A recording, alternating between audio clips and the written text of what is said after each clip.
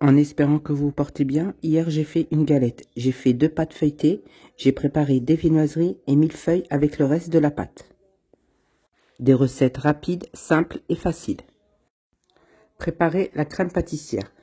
Dans une casserole, 3 jaunes d'œufs, 60 g de sucre, de la vanille, mélangez, ajoutez 25 g de maïzena, fouettez le tout et ajoutez 250 g de lait. Mélangez le tout, puis portez sur le feu. Dès épaississement, retirez du feu et ajoutez 50 g de beurre.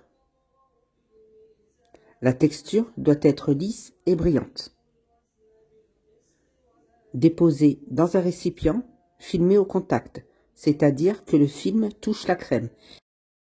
J'ai confectionné des mini viennoiseries. Le premier, ce sera des croissants fourrés à la pâte à tartiner. Étalez la pâte pour former un grand carré. Pour ce modèle, il faudra 2 carrés. Le restant de la pâte doit être au réfrigérateur. Étalez de la pâte à tartiner sur toute la surface. Et superposez les 2 pâtes. Enlevez l'excédent de la pâte sur tout le tour du carré. Ne jetez pas les chutes. Moi, j'ai fait des torsades. Coupez des triangles.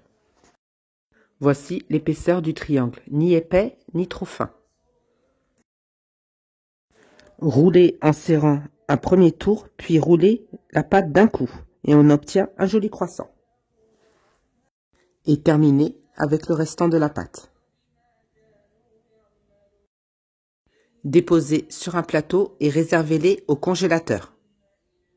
Pour le deuxième modèle, étalez un grand carré au milieu, déposez de la crème pâtissière puis de la confiture au choix.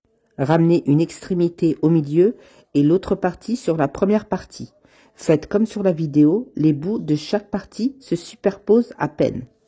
Coupez des bandes, déposez sur un plateau et au congélateur. Le troisième modèle, ce sont des millefeuilles. Avec un emporte-pièce rond, faites des cercles. Il en faudra 3 par millefeuille. J'ai fait avec le reste de la pâte des vol-au-vent. Pour les vol-au-vent, il faudra 2 cercles, dont un avec un trou au centre, et les sceller avec de l'eau tout autour du cercle. Les vol-au-vent, je les ai mis au congélateur et les cercles pour les millefeuilles au réfrigérateur une quinzaine de minutes, avant de passer à la cuisson. Pour la cuisson des cercles, les piquer puis poser un papier cuisson dessus, un plat lourd dessus pour que les cercles ne gonflent pas à la cuisson. Chauffez le four à 200 degrés. Lorsque vous déposerez le plat, baissez à 180 degrés une trentaine de minutes à surveiller. Pour le montage, détendez la crème, la déposez dans une poche à douille, mettez la crème sur 2 cercles, superposez-les. Le troisième cercle, n'en mettez pas, il faudra le glacer et réserver au frais. Avant de dorer les mini viennoiseries, il faudra les laisser une vingtaine de minutes pousser dans un endroit chaud.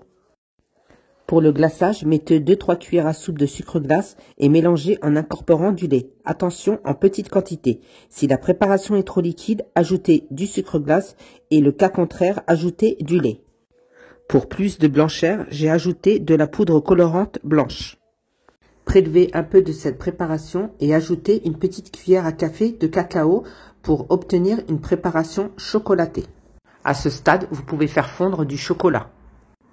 Déposez le glaçage dessus, il se fige rapidement car je les ai mis dans le congélateur une dizaine de minutes. Avec le glaçage choco, faites des traits verticales. Puis avec un cure-dent, tracez des traits et entre chaque trait, refaites un trait du sens contraire pour former le motif du millefeuille. Les croissants fourrés à la pâte à tartiner, les petits pains, les millefeuilles et le vol-au-vent. Avec 400 g de beurre, 400 g de farine, 180 g d'eau, j'ai pu faire les mini viennoiseries, les millefeuilles et la galette. La recette est en ligne pour la galette. Nous arrivons à la fin de la vidéo. Je vous remercie infiniment pour votre soutien. En espérant que les recettes vous ont plu, n'oubliez pas de republier, de partager les petits cœurs, les commentaires pour plus de recettes simples et faciles. Bye bye!